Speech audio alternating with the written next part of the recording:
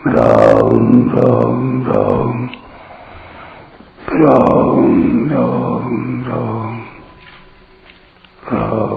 राम राम नारायण नारायण।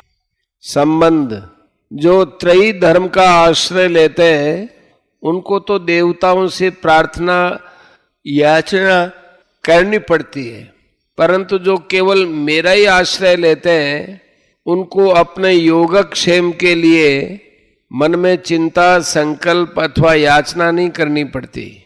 यह बात भगवान आगे के श्लोक में बताते हैं।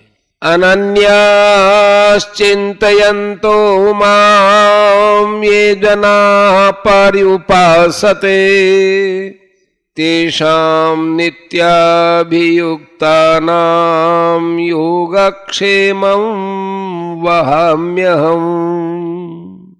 जो अनन्य भक्त मेरा चिंतन करते हुए मेरी भली भांति उपासना करते हैं, मुझ में निरंतर लगे हुए उन भक्तों का योगक्षेम अर्थात अप्राप्त की प्राप्ति और प्राप्त की रक्षा मैं वहन करता हूं। व्याख्या। अनन्याश्चिन्तयन्तो माम ये जनाः पर्युपासते।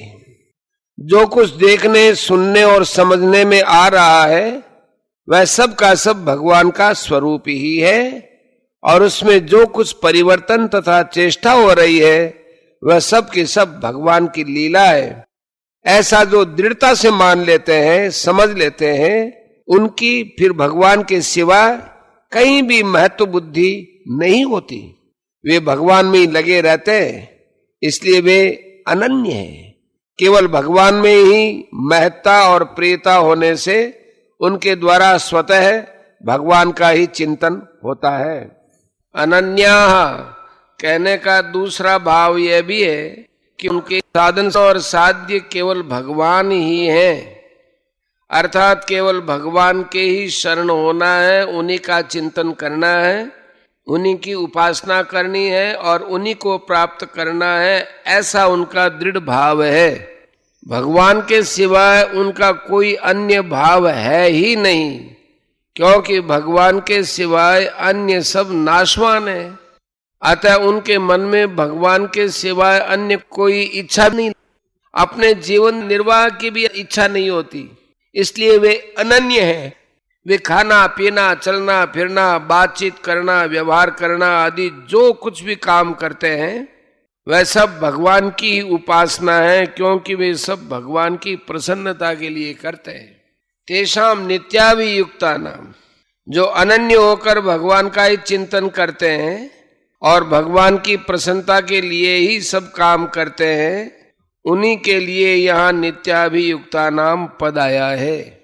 इसको दूसरे शब्दों में इस प्रकार समझें कि वे संसार से विमुख हो गए, यह उनकी अनन्यता है।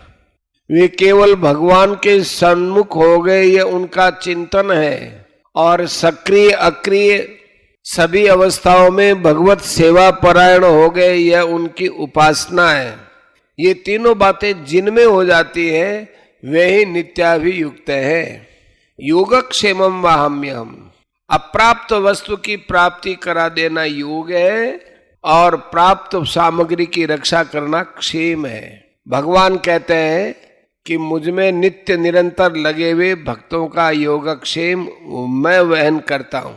वास्तव में देखा जाए तो अप्राप्त वस्तु की प्राप्ति कराने में भी योग का वहन है और प्राप्ति न कराने में भी योग का वहन है। कारण कि भगवान तो अपने भक्त का हित देखते हैं और वही काम करते हैं जिसमें भक्त का हित होता है।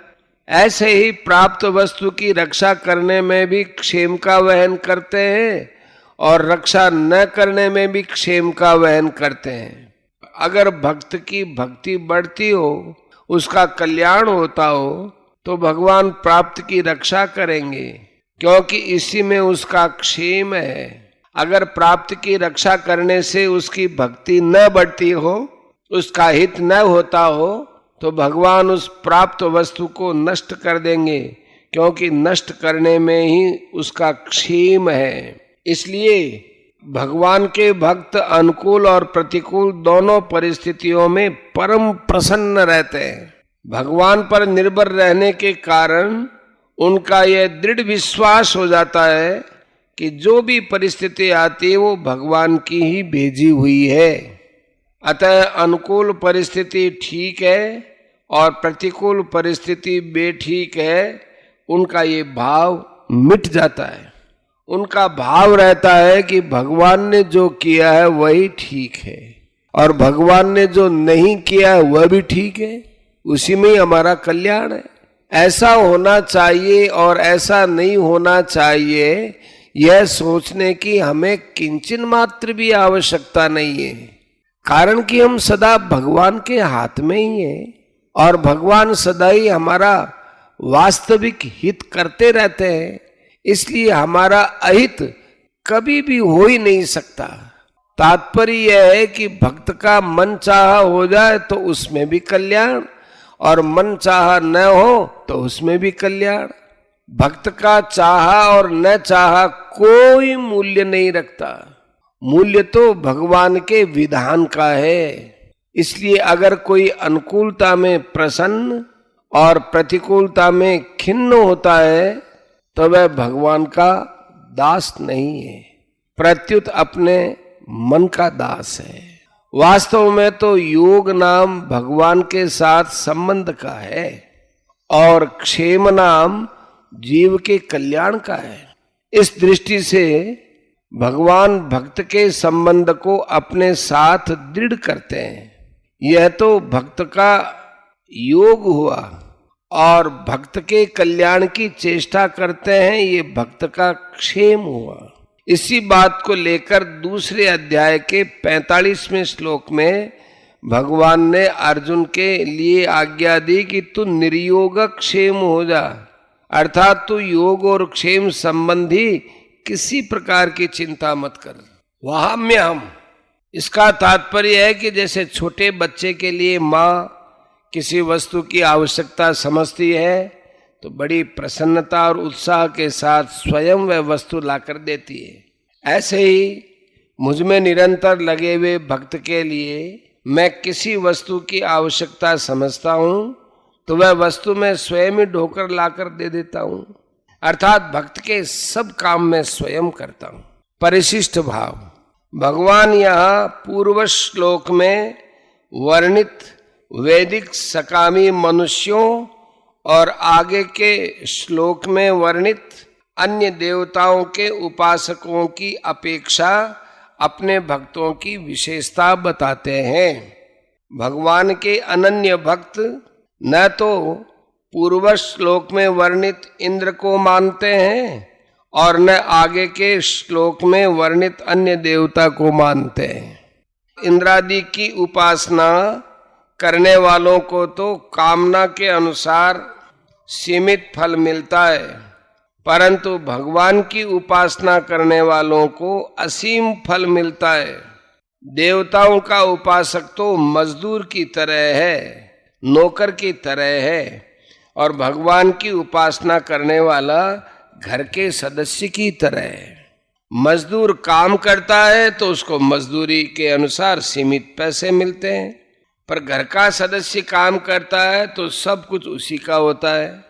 अनन्य भक्त वे हैं जिनकी दृष्टि में एक भगवान के सिवाय अन्य की सत्ता है ही नहीं। उत्तम के अस बस मन माही, सपने वान पुरुष जगनाई, योगक्षेमम वहाम्यहम्। भगवान साधक के लिए आवश्यक साधन सामग्री प्राप्त कराते हैं और प्राप्त साधन सामग्री की रक्षा करते हैं। यही भगवान का योगक्षेम वहन करना है।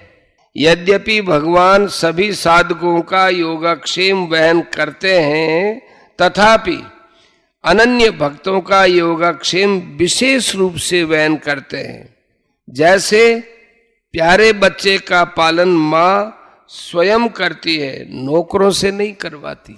जैसे भक्त को भगवान की सेवा में आनंद आता है, ऐसे ही भगवान को भी भक्त की सेवा में आनंद आता है। ये यथा माम प्रपद्यन्ते तांस तथैव भजाम्यहम्, चाह